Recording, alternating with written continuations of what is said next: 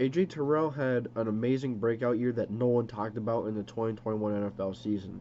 Kind of shocking, but kind of not. When you play for the Falcons or a team like that, you struggle to get recognition.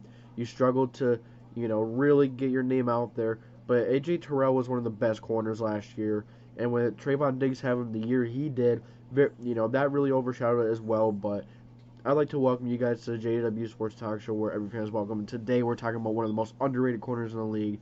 He did just have an amazing sophomore year, so we are gonna have to see it more to really call him a top corner.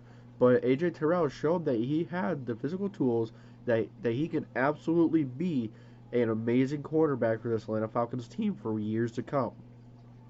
So this year, AJ Terrell had a pretty darn good year to say the least. 3 interceptions is not that bad. That's not bad at all. That is decent. I know Trevon Diggs had 11, but that's a historic year for a corner. That's an amazing year. So AJ Terrell, he was targeted 66 times, and he allowed 29 receptions. That's not terrible. That's not terrible. You know, corners have a difficult time in this league. It's very difficult to play corner in this league nowadays. It's very difficult to play defense at all. So if you go to the defensive line, right? Usually they say the defensive line helps the corners and is vital to a quarterback's success. Not all the time. Some corners can do well without a defensive line, but it always helps to have a great pass rush. The Falcons don't have that. Outside of Grady Jarrett, there is no consistent guy on that defensive line or on the edge. There's no edge presence. Outside of Jarrett, there's not much at all on this team, on the defensive line anyways. So, when you have a guy on the inside like Grady Jarrett, but you don't have anyone else, they're gonna double and triple team him. So and then still they struggled to get home. They struggled to get rushed. They struggled to get pressure, even when teams were doubling and tripling Grady Jarrett, which is not good at all.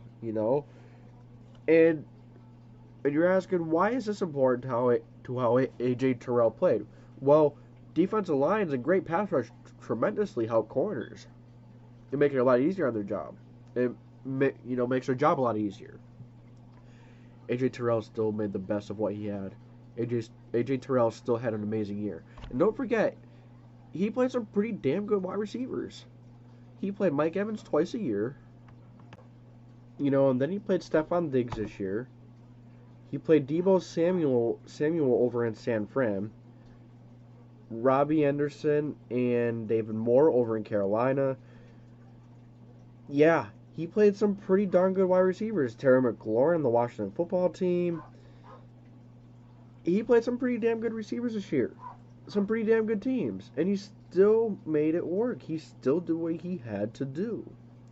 A lot of respect for AJ Terrell. But the thing is, we're going to have to see him put it together for the next few years consistently.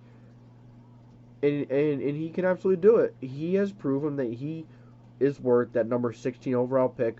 A lot of people kind of thought that was a reach. A lot of people thought that was a little early for AJ Terrell. Not me. I was very high on AJ Terrell coming out of that draft. I loved AJ Terrell. And it is showing. He is starting to come out. He's starting to be a great corner. Now, to be called great, you are going to have to do it a few years consistently. He had one great year.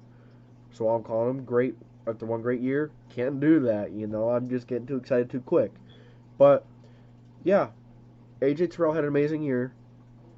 He played some damn good wide receivers. Didn't have much help on the Falcons defense, but he did it.